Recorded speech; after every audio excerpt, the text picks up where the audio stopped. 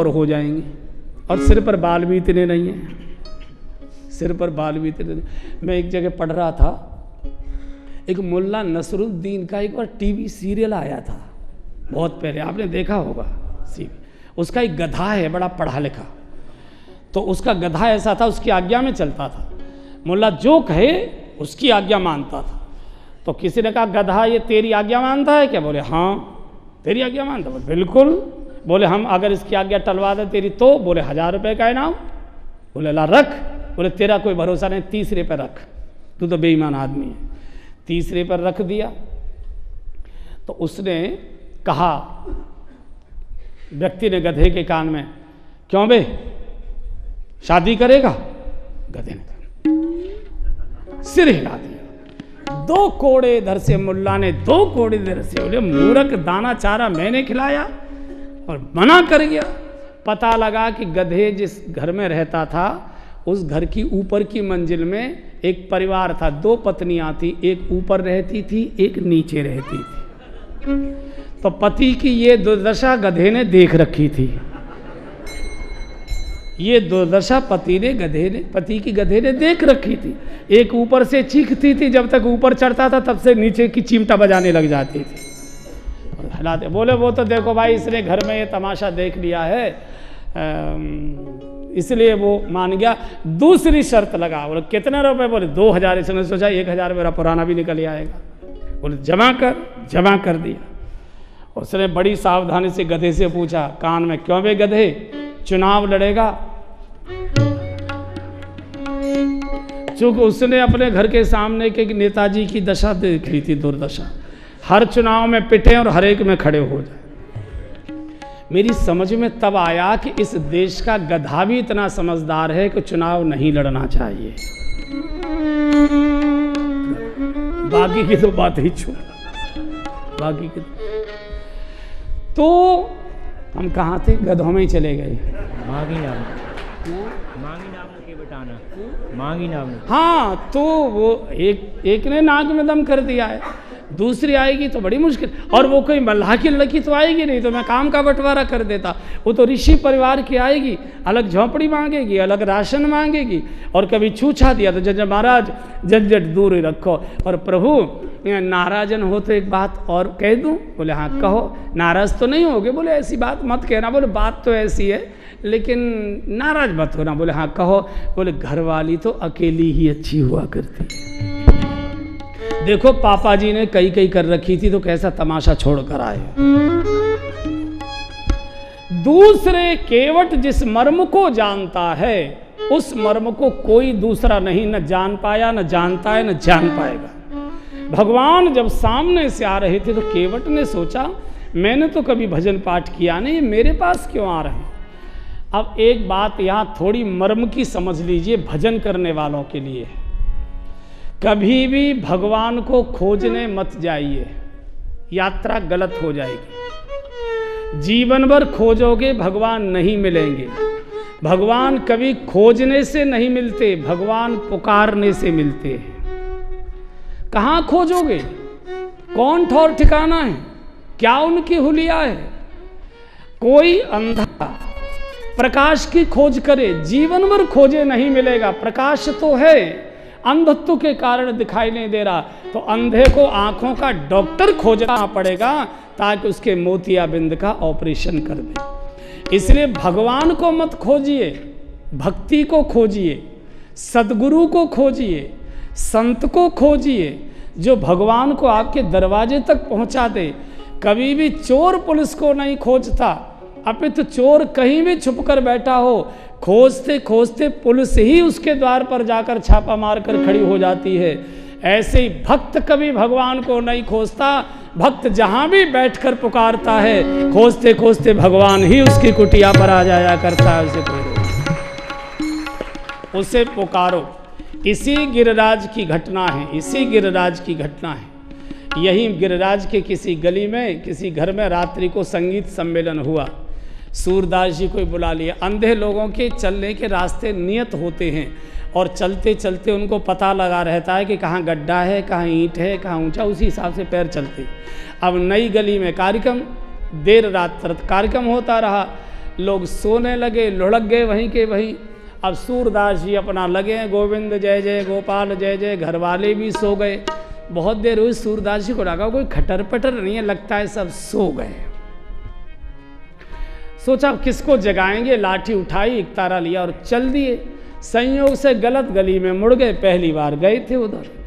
अब गली में आगे चले, अंधेरी रात, अंधे वैसे, आगे बड़ी भारी खाई, गड्ढा, गिरने ही वाले थे। एक बालक चिल्लाया 10-12 साल, बाबा बाबा बाबा, अरे रुक रुक रुक रुक, पैर मत बढ़ाना, बहुत गहरा गड्ढा में आया। तो सूरदास जी का हाथ पकड़ लिए, बोले बाबा ये इधर खाइए, इधर आ जाओ। तो सूरदास जी ने कहा बेटा इतनी रात में तू यहाँ कहाँ से, बड़ी मीठी बोली, तू यहाँ कहाँ से? बोले बाबा मोकू आपके भजन बड़े अच्छे लगे हैं, तो मैं भजन सुनो, मेरा घर यही रास्ता पे, चलो जहाँ कहोगे मैं आपको छोड़ दूंगा। भगवान समझ गए ये और कोई नहीं हो सकता, ये गोविंद ही हो सकता है। इतनी रात में इतनी मीठी बोली बोलने वाला ये और कोई नहीं हो सकता। सूर समझ गए कि आज हाथ में आ गया। तो एक डंडे का छोर तो पकड़ा हुआ था भगवान ने, एक डंडे का छोर पकड़ा हुआ था सूरदास जी ने, आगे आगे भगवान, पीछे पीछे सूरदास जी। सूरदास जी ने सोचा अब अच्छा मौका है, तो धीरे धीरे हाथ सरकाने लगे ऐसे। और आपको मालूम अंधों की पकड़ बड़ी तगड़ी होती है। और जैसे ही हाथ भगवान के हाथ के पास आया, भगवान समझ गए बूढ़ा बदमाशी पे आ गया, बूढ़ा बदमाशी पे आ गया। और जैसे ही हाथ पकड़ना चाहते थे, हाथ छोड़कर भाग गए। वहाँ सूर बैठ गए, रात के 12 बजे बैठ गए उस खाई के पास, और वहाँ उन्होंने पद गाया है, हाथ छुड़ाए जात हो और निवल जान के मोह, अरे हृदय से जब जाओगे तो सबल कहूँगो। अरे बूढ़ा साधु, अंधा साधु धक्का मारकर जाने में कौन बहादुरी है तुम्हारी, कौन बहादुरी? मेरे हृदय से निकल कर जाओ। बहुत देर हो गई, किसी रास्ते चलने वाले का, बाबा वो नहीं आएगा, उठकर चलो हम पहुंचाए देते हैं। बोले जो बिठाकर और छोड़कर गया है वही उठाकर ले जाएगा, तभी जाऊंगा, नहीं जाऊंगा। और रात्रि के 12 बजे का समय, गिरिराज का घर घर सो रहा है साएं साएं, और सूरदास अपने एक तारे पर गोविंद को पुकार रहे हैं, आलो के आजा मेरी मीत, तुझे मेरे गीत बुलाते हैं। आलो के आजा मेरे मीत, तुझे मेरे गीत बुलाते हैं। ओ मेरा सुना पड़ा रे संगी, मेरा सुना पड़ा रे संगी, तुझे मेरे गीत बुलाते हैं। आलो के आजा मेरे गीत, तुझे मेरे गीत बुलाते हैं। हे गोविंद, हे गोपाल, हे गिरिनाथ, हे ब्रजराज, बुलाते हैं। बरसे नयन मेरे बरसे नयन, देखो तरसे है मन अब तो आजना। बरसे गगन मेरे बरसे नयन, देखो तरसे है मन अब तो आजा।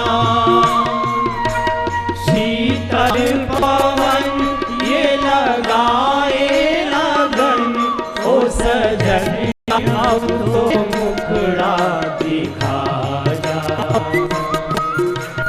शीतल पवन ये लगाए लगन, ओ सजन अब तो मुखड़ा दिखा जा।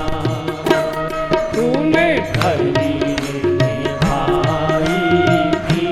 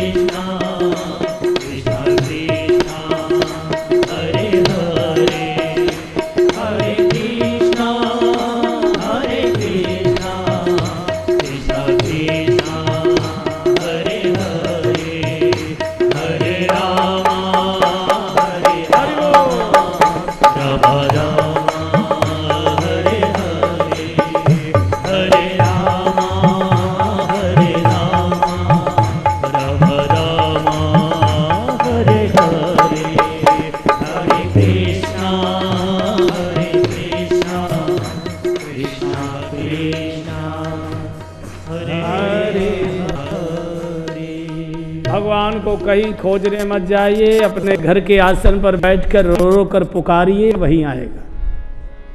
भगवान स्वयं आता है, मीरा के द्वार पर स्वयं आया। ध्रुव के लिए खंबे में, प्रहलाद के लिए खंबे में स्वयं आया। ध्रुव के लिए टीले पर स्वयं आया। एकनाथ जी के लिए स्वयं आया।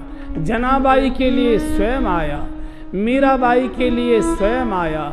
सूर के लिए इसी गिरिराज में स्वयं आया। कहीं मत जाओ, केवल प्रेम से पुकारो, जहां बैठे हो प्रेम से पुकारो। दो ही तरीके हैं, या तो इतना रो रो कर गिड़गिड़ा कर पुकारो, कप कपाते होठों से, डबडबाती आंखों से, हृदय के भरे हुए भाव से इतने इतने गिड़गिड़ा कर पुकारो कि पत्थर पिघल जाए। अन्यथा तो इतने सीधे सरल और भोले बन जाइए कि कुछ अपने को शिष्टाचार भी आता नहीं है। भोले को भगवान पसंद करता है। बालक जब तक सीधा सरल और भोला रहता है, माता पिता की गोद में और कंधे पर रहता है, और जैसे जैसे बालक चतुर और चालाक होता जाता है, माता पिता से दूर हटता जाता है। केवट के पास क्यों आ गए? केवट बिल्कुल भोला है। सहज स्नेह विवश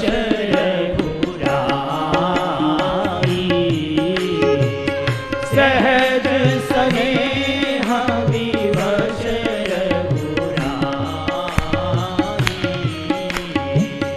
पूछी कुशल निकट में खाई।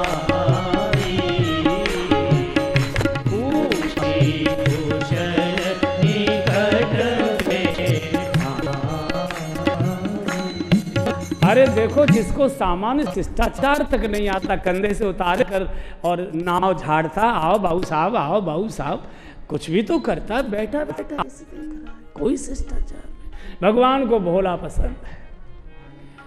मन क्रम वचन छाण चतुराई, भजत कृपा करिहें रघुराई।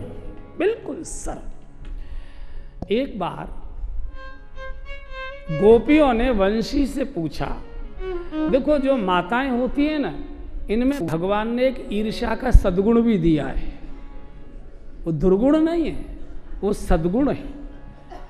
तो किसी की पड़ोसी की तगड़ी बढ़िया साड़ी देखी तो इनका भी सद्गुण जग गया, ये भी ले आए।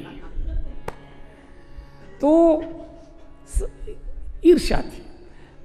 गोपियों को चिढ़ हो गई, हम इतने गुणवान रूपवान, और कृष्ण कभी इतना लाड़ प्यार हमको नहीं करते, और फटे बांस की पोली सूखी निरे छेद, और इसको होठ पे लिए रहते, हाथ में लिए रहते, ऐसी इसके अंदर क्या खास बात है? तो गोपियों ने एक दिन वंशी को पूछा, क्यों नहीं वंशी, वैसे तो तेरे अंदर कोई गुण नहीं है, पोली है, फटे बांस की है, छेद है तेरे अंदर, सूखी है, लेकिन इतना तुझे लाड़ प्यार मिलता है, क्या गुण है तेरे अंदर? वंशी ने कहा कि एक ही गुण है। क्या है? बोले कोई गुण नहीं है, यही गुण है मेरे अंदर। तुम तो गुणों से और बूदे से भरी हुई है, रूप का गुण, बुद्धिमत्ता का गुण, कुल का गुण, दुनिया भर के गुण हैं, मेरे अंदर कोई गुण नहीं है। और ये जो तुमने प्रश्न किया है कि तुम कृष्ण के हाथ में हमेशा रहती हो, तो कृष्ण के हाथ में आने के लिए तुमको मालूम है मैंने कितने पापड़ बेले हैं, कितने पापड़ बेले हैं? बोले मैंने पहले तन कटवायो, जहाँ मैं थी परिवार में मुझे काट दिया गया, मैंने तन कटवायो, फिर बोले मैंने अपना मन कटवायो। काटने वाले को मैंने ये भी नहीं पूछा कहाँ ले जा रहे हो, सीढ़ी बनाओगे, लाठी बनाओगे, अर्थी में लगाओगे, चारपाई में लगाओगे, क्या करोगे, मैंने ये भी नहीं पूछा, मैंने तो सीधे सीधे कह दिया जहाँ ले चलोगे वहीं मैं चलूँगा, जहाँ ले चलोगे वहीं मैं चलूँगा, जहाँ नाथ रख लोगे, जहाँ नाथ रख लोगे, हाँ जहाँ नाथ रख लोगे, जहाँ नाथ रख लोगे वहीं मैं रहूँगा, जहाँ नाथ रख लोगे वहीं मैं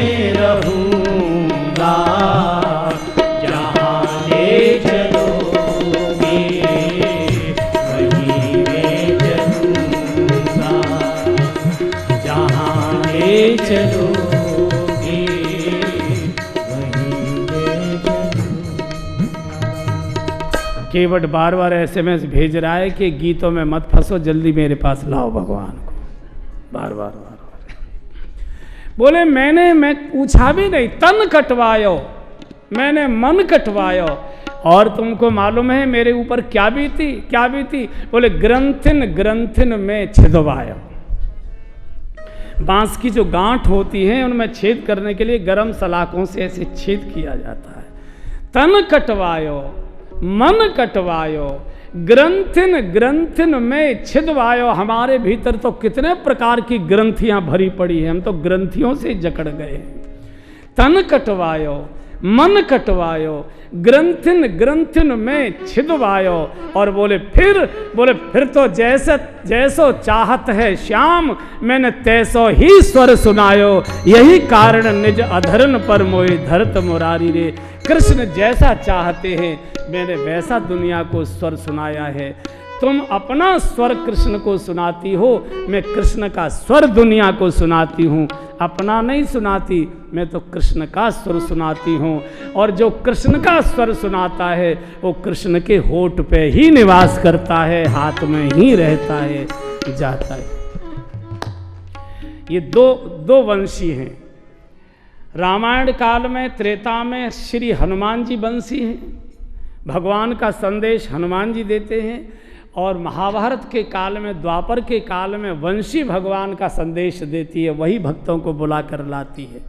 वंशी अगर बजना है तो भैया समर्पण करो। हमारे ब्रज के साधु कहते हैं ना, जीवन है तेरे हवाले मुरलिया वाले, जीवन है तेरे हवाले मुरलिया वाले, जीवन है तेरे हवाले मुरलिया वाले, जीवन है तेरे हवाले मुरलिया वाले। हम तो मुरली तेरे हाथ की, हम तो मुरली तेरे हाथ की, हम तो मुरली तेरे हाथ की, हम तो मुरली तेरे हाथ की। चाहे जैसे बजा ले मुरलिया वाले, चाहे जैसे बजा ले मुरलिया वाले, जीवन है तेरे हवाले मुरलिया वाले, जीवन है तेरे हवाले मुरलिया वाले। हम कठपुतली तेरे हाथ की, हम कठपुतली तेरे हाथ की, हम कठपुतली तेरे हाथ की, हम कठपुतली तेरे हाथ की।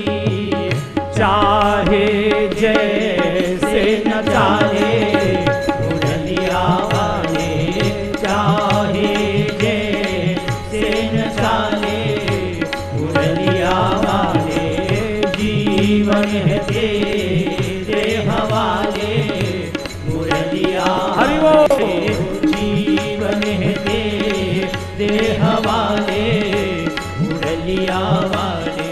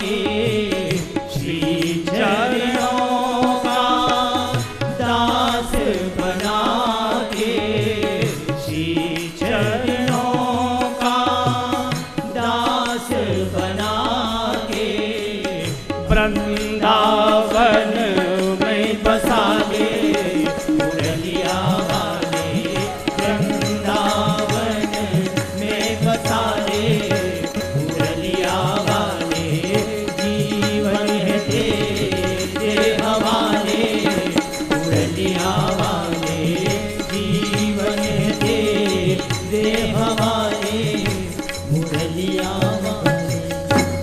वाह, जीवन मुरली बने भगवान के होठ और हाथों पर।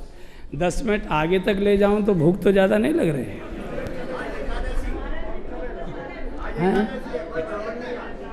एकादशी के माल है तो थोड़ी कड़क भूख लगे। हाँ नहीं, लेकिन मुझे लग रही है इसलिए जल्दी करूंगा। तो केवट ने कहा कि मैं ऐसे पार नहीं उतारूं। देखो, भक्त और भगवान की बड़ी मीठी कलह होती है, झगड़ा। जैसे पति और पत्नी का झगड़ा होता है, कलह तो ठीक नहीं मानी गई। क्लेश से कलह होती है, प्रेम से झगड़ा होता है। कलह क्लेश है तो परिवार में दूरी बढ़ती है, और पति और पत्नी में झगड़ा नहीं है तो परिवार नीरस हो जाया करता है, औपचारिक रह जाता है, केवल होटल जैसा रह जाता है। तो पति पत्नी में क्लेश तो नहीं चाहिए, कलह तो नहीं चाहिए, लेकिन प्रेम का झगड़ा जरूर चाहिए। और इसलिए जिनके घर में आज तक झगड़ा नहीं हुआ,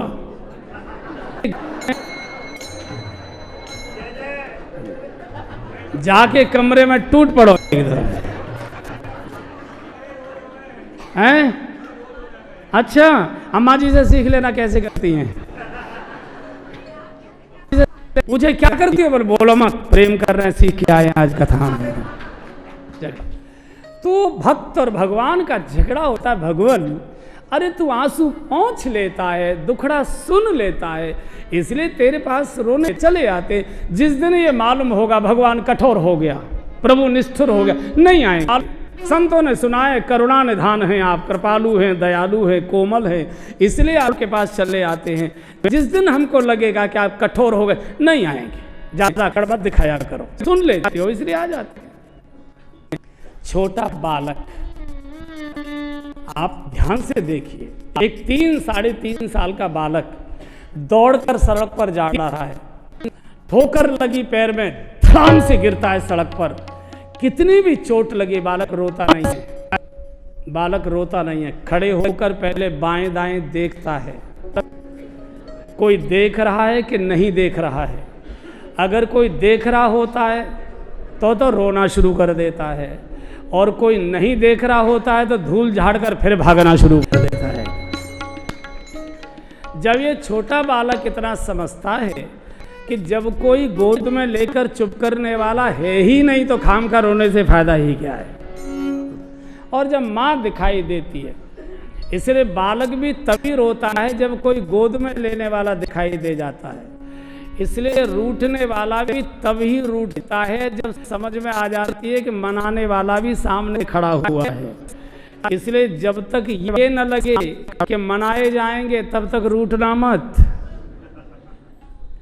और बहन लोगों को निवेदन है, 6 महीने में एक बार से ज्यादा मत रूठना, नहीं तो मुश्किल पड़ जाएगी। 1 महीने में, 6 महीने में तो चल सकता है। बोलो बोलो बोलो, आइसक्रीम खानी है, बोलो बोलो बोलो, चलो चलो चलो गोल मार्केट चलते हैं, बोलो क्या कहना है, बताओ बताओ बताओ, लेकिन फिर नहीं चलेगा। भगवान ने पूछा कैसे पार करोगे, मेरी शर्त है। क्या शर्त है? चरण धुलाइए। मैं नहीं कहूंगा, मुझे तो आवश्यक है। और बैठे बैठे बातें बना रहे, लक्ष्मण जी को क्रोध आ रहा है, चौधरी बने बैठा है, बातें बना रहा है और भगवान को खड़े कर रखा। अब इसे तो कोई डर और भय है नहीं। तो केवट ने कहा आप चरण धुलवाइए और निश्चिंत हो जाइए, मैं उतराई में आपसे कुछ मांगूंगा नहीं। हम गरीब जरूर हैं, लेकिन सत्संग में हमने सुना हुआ है साधु से, गरीब से, ब्राह्मण से कुछ मांगना नहीं, जितना बन पड़े दे देना चाहिए। हम आपसे कुछ मांगेंगे नहीं। और क्या मांगूं, आपके पास देने को है भी क्या? मैया ने सारा तो उतरवा लिया आपसे, है क्या? और हाँ, इसके बाद भी अगर आपको भरोसा नहीं है तो भरोसे के लिए मैं आपके पिताजी की कसम खाकर कह रहा हूं कि उतराई में कुछ नहीं मांगूंगा, एक बार चरण धुलवा कर बैठ जाइए। इतना बोलना था, लक्ष्मण जी तो दांती खिटखिटा रहे थे, एकदम आगे आगे, खबरदार एक शब्द आगे बोला जबान खींच लूंगा। बुद्धि बिगड़ी है तेरी, हमारे बाप तक जा रहा है, मरना चाहता है। और मारने को तर्कस से बाण खींच लिया। केवट हंस पड़ा। केवट ने हंस कर कहा, महाराज मांगने आए हो कि डकैती डालने आए हो? क्या मतलब? बोले हाथ जोड़कर मांगा जाता है महाराज, हथियार दिखाकर तो लूटा जाता है। लेकिन सुनो, मैं जानता हूं ये लक्ष्मण जी काल हैं और काल का भय दिखाकर मुझे डराना चाहते होंगे। भगवान, पापी को मरने से डर लगता है, मैंने जीवन में कोई पाप नहीं किया है, मुझे कोई डर नहीं है, मारो लक्ष्मण जी।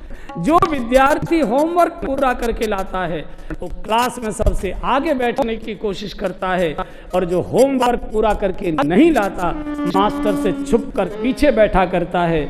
मेरा पूरा होमवर्क तैयार है, मारो लक्ष्मण जी, मेरे तो बड़े फायदे होंगे। भगवान ने पूछा, फायदे मरने से? बोले हाँ। अरे बाबले, मरने से फायदे होते हैं कोई? बोले किसी के ना हो, मेरे होंगे। तेरे क्या होंगे? बोले एक हो तो बताऊं। बोले बता तो सही। पहला लाभ होगा लक्ष्मण जी के हाथ से मरूंगा। दूसरा लाभ होगा गंगा जी के घाट पर मरूंगा, नहीं तो ट्रैक्टर ट्रॉली और जोड़ के लानी पड़ती है। तीसरे, आपके श्री चरणों का दर्शन करते मरूंगा। और चौथा बताऊं? हाँ, चौथा ये है कि जब मेरी पत्नी को पता लगेगा कि तेरे पति की हत्या हो चुकी है, वो दहाड़ मारती हुई रोती हुई आएगी और मेरी लाश पर जब बिलक बिलक कर रोएगी, आप इतने करुणावान हैं, दयालु हैं कि आप मेरी पत्नी को बिलकता हुआ देख नहीं पाओगे, मेरी लाश को छोड़ नहीं पाओगे। पूरे परिवार को सांत्वना देने के लिए आप दोनों भाई मेरी अर्थी सजाओगे, मेरी अर्थी को कंधा लगाओगे, अपने हाथ से मेरी चिता बनाओगे, अपने हाथ से मेरा दाह संस्कार करोगे और 13वीं तक मेरे गांव में रहोगे। महाराज, मेरा तो कुल खानदान ही धन्य धन्य हो जाएगा। मारो लक्ष्मण। लक्ष्मण जी ने सुना तो घबरा गए, बोले बाप रे, मृत्युया को ये झंझट, क्या कि अर्थी को कंधा लगाओ रे, अर्थी सजाओ रे, चिता बनाओ रे, संस्कार करो रे। चतर मारा, डर के निकला बाण वापस कर दिया। यम डर पे जब दास कहा, ये भक्ति की शक्ति है जो काल के बाण को भी वापस कर देती है। कल भी किया था समर्थ गुरु रामदास ने। और सुनो भगवान, मेरा आपका आज का झगड़ा नहीं है, मेरा लक्ष्मण जी का बहुत पुराना झगड़ा है। तेरा कब का है? अरे बोले आप भी बातें मत करो, आपको भी मालूम है। अरे बता तो सही। इसको गत जन्म की बात याद है। गत जन्म में ये क्षीर सागर का कछुआ था। इसने सुन रखा था किसी क्षीर सागर में भगवान शयन करते हैं, तो भगवान के चरणों का दर्शन करने की लालसा लेकर ये चला।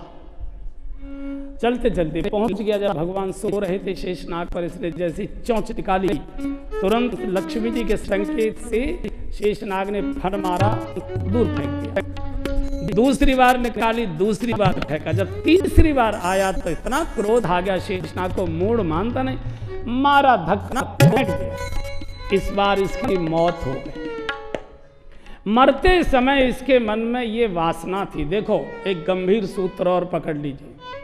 मरते समय जिस मनुष्य के मन में जैसा विचार वासना होती है, आगे का जन्म उसका उसी विचार वासना के अनुसार हुआ करता है। और दूसरी इससे और गंभीर बात सुन लीजिए, मरते समय मन में वही विचार आते हैं जो विचारों में मन जीवन भर डूबा हुआ रहता है। आप सोचें कि जीवन भर मटरगस्ती करते रहें और मरते समय पंडित जी से कीर्तन बिठवा लें, गीता का पाठ करवा लें, सीधे नरक मिलेगा, कोई दूसरी जगह मिलेगी नहीं। जिसने जीवन भर गालियां ही बकी हैं, मरते समय वो गीता सुन ही नहीं सकता है। जिसने जीवन भर कलह की हो, वो कीर्तन को सुनेगा ही नहीं। वो कहेगा, अरे मूर्खो, शांति से मरने भी दोगे कि नहीं मरने दोगे? कह बंद करो। इसका मतलब ये नहीं है कि कीर्तन गीता बंद करो, कम से कम पंडितों का तो कुछ पाठ हो फायदा हो जाएगा। लेकिन गीता का अंत समय का पाठ आपको बेड़ा पार नहीं कराएगा। जिसने जीवन भर गौ की सेवा नहीं की, मरते समय अगर गाय की पूंछ पकड़ोगे तो गाय भी तुम्हारे साथ डूब जाएगी। ये व्यर्थ की बातों में मत उलझिए, धर्म को पाखंड मत बनाइए।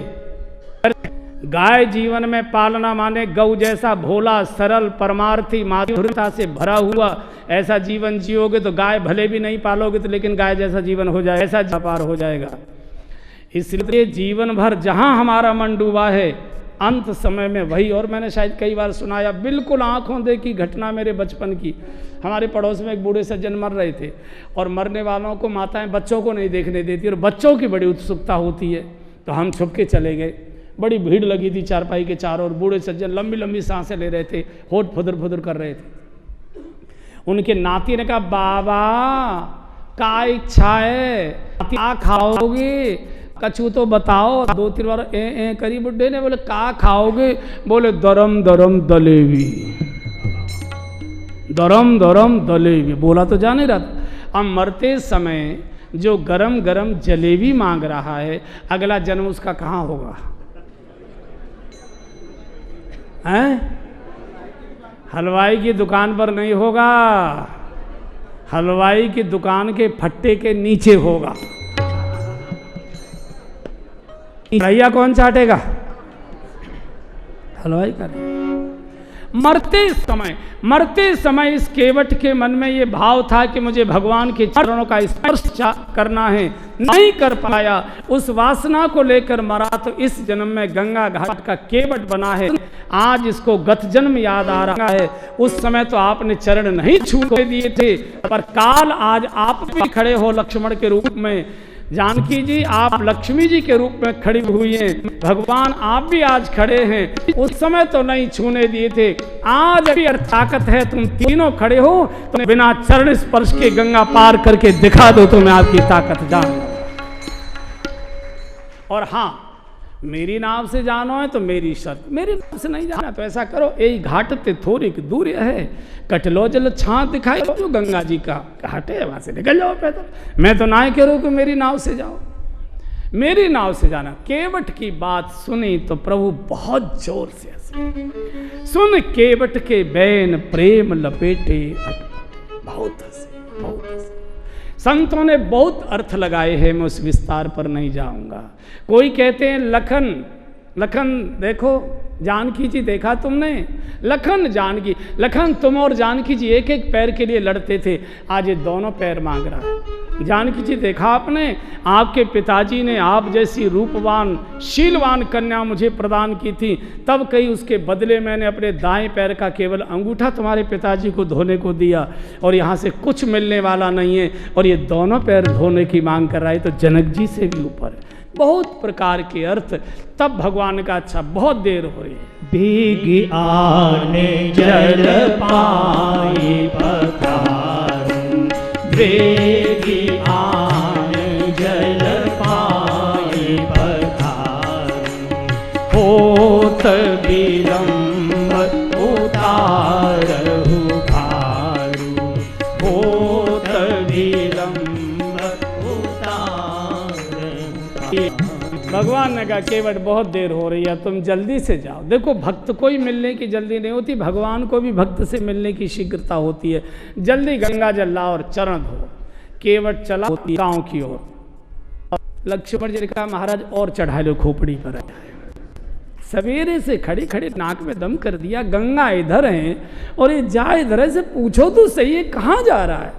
भगवान ने केवट से कहा केवट भैया गंगा इधर है, तुम जा कहाँ रहे हो? बोले महाराज बिना पढ़ो लिखो तो हूँ, मैंने सत्संग में कथा में ऐसी सुनी कि कोई धार्मिक अनुष्ठान करना हो तो मुन्नू की मम्मी जरूर साथ में चाहिए।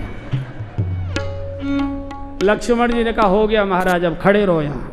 मुन्नू की मम्मी घर में होगी कि किट्टी पार्टी में गई होगी? जाने कौन सी किट्टी में गई हो? और कोई महिला पति के पीछे घर में रहती है? अगर मेरी बात की परीक्षा करना चाहो तो आप जब घर से 10 बजे, 10:30 बजे, 11 बजे अपनी फैक्ट्री दुकान जाते हो, बिना बताए एक दिन 11:45 बजे अचानक लौटे आना तो पता लग जाएगा, पता लग जाएगा। केवट घर आया, पत्नी से कहा जल्दी तैयारी करो, भाग्य खुल गए। क्या हुआ? बोले आज प्रभु जय चरण धोने को। अरे हम तो रो दिए, क्या भाग्य से दुर्भाग्य में आ गए। विधाता ने सारी गरीबी हमारे ही घर में रख दिया। भगवान के चरण तो सुवर्ण में, रजत में, ताम्र में धोए जाते हैं, मेरे घर में तो एक भी नहीं है। केवट ने कहा अगर ये तीनों पात्र होते मैं तो भी नहीं धोने देता, मैं तो लकड़ी के कठौते में धोऊंगा। क्यों? बोले लकड़ी कोमल होती है, भगवान के चरण धोएंगे तो वो चरणामृत को पी लेगी, कम से कम एक तो कठौती बच जाएगी और चरणामृत पी लेगी, तो जब तू रसोई बनाया करेगी तो रोज भगवान के चरणामृत का भीगा भोजन मिलेगा। अरे जन्म जन्म के पाप धुल जाएंगे। और पानी कठौता भर गई आवा, घर से पानी भर लाया। भगवान का केवट, हमने कहा था गंगा जल लाओ भैया, तुम तो पानी ले आए। केवट रो पड़ा। केवट ने कहा प्रभु ये गंगा जी हमारा उद्धार नहीं कर पाए, भगीरथ की गंगा हमारा उद्धार नहीं कर पाए। मैंने तो सुना है 400 कोस दूर से गंगा की ओर मुख करके जय बोल दो तो पाप मुक्त होता है, पक्षी उड़कर गंगा पार करे, अगला जन्म मनुष्य का मिलता है। और हमारी सारी जिंदगी गंगा में निकल गई, फिर भी हम अछूत के अछूत रह गए। महाराज ये ब्रह्म कमंडल की गंगा तो हमारा उद्धार नहीं कर पाई। आज मैं केवट के कठौते से एक नई गंगा प्रकट करूंगा जो मेरे समाज का उद्धार करेगी। महाराज आ जाइए। केवट के कठौते हाथ पर कठौता भगवान ने दाहिना चरण दिया और झूम झूम कर अति अनुराग अति अंग उमगे अनुराग चरण सरोज पधारना। अति आनंद उमगे अनुराग चरण सरोज चरण सरोज पधारे। 10 मिनट ले लूं? चरण सरोज पधारे। झूम झूम के देवता आकाश से फूल बरसा रहे हैं। बड़भागी केवट, बड़भागी केवट, तेरे जैसा कौन बड़भागी होगा भैया। जास नाम सुमिरत एक बारा, उतरई नर भव सिंधु अपारा। आज वो तुझसे गंगा पार करने को गिड़गिड़ा रहा, ऐसे झूम रहा था तो भगवान डगमगाने लगे। एक पैर से प्रभु खड़े। भगवान का केवट क्या करता है यार, ठीक से धो। अरे बोले मैं तो ठीक से धो रहा हूं, मैं तो ठीक। अरे बोले कहां ठीक से धो रहा है, हम गिर जाएंगे। अरे गिर क्यों जाओगे, सीधे खड़ो। अरे गिर क्यों जाओगे, कोई बालक हो क्या, सीधे खड़ो। अरे भले आदमी तू पता नहीं। अरे एक हाथ में तूने कठौता लिया है, एक चरण हमारा धरती पर, एक पैर से हम खड़े हैं, तू झूमता है तो तेरा हाथ झूमता है, गिरेंगे तुझे दिखाई नहीं दे रहा। ओ अच्छा, गिरने का डर लगता है। ऐसा करो दोनों हाथों से मेरा सिर पकड़ लो, गिर नहीं गिर। और केवट ने भगवान के दोनों कर कमल अपने शीश पर धारण कर। जैसे माताएं छोटे बच्चे के हाथ पैर धोती हैं तो बालक माँ का सिर पकड़कर खड़ा रह जाता है, कहीं मैं गिर न जाऊं। असहाय बालक की तरह भगवान खड़े हो गए भक्त के सामने। प्रभु की आंखों से आंसू गिरने लगे। तो केवट ने देखा वर्षा तो नहीं हो रही, वर्षा तो नहीं हो रही, आंसू। प्रभु आंसू कैसे, जोर से मलाई हो रही। इसलिए बोले नहीं भैया क्यों रो रहे हो। बोले आज तूने मेरे अहंकार को दूर कर दिया। अहंकार आप में कौन सा अहंकार था। बोले आज तक मुझे अहंकार रहता था कि मैं कभी अपने भक्त को नहीं गिरने देता, पर आज भक्त ने भगवान को गिरने से बचा लिया। आज तूने मेरी रक्षा कर दी, अहंकार दूर हो गया। चरणामृत बांटा है, तीनों बैठे हैं, नौका को रस्सी खोली और जैसे ही नौका गंगा जी में, तो नौका तो छलांग। माँ बेटी है पिता को स्पर्श करना चाहती है। नौका जब डगमगाई तो एकदम स्पर्श, तो घबरा गया कहीं पलट न जाए। जय गंगा जी, खबरदार, सावधान। आपको मालूम है मेरे नाव में कौन बैठा है। मेरी नैया में लक्ष्मण राम, मैया धीरे बहो। मेरी नैया में लक्ष्मण राम, प्रश्न धीरे बहो। अरे कौन की नैया, कौन की गंगा, कौन की नैया, कौन की गंगा, कौन के लक्ष्मण राम, गंगा मैया धीरे बहो। कौन के लक्ष्मण राम, गंगा मैया उत्तर धीरे बहो।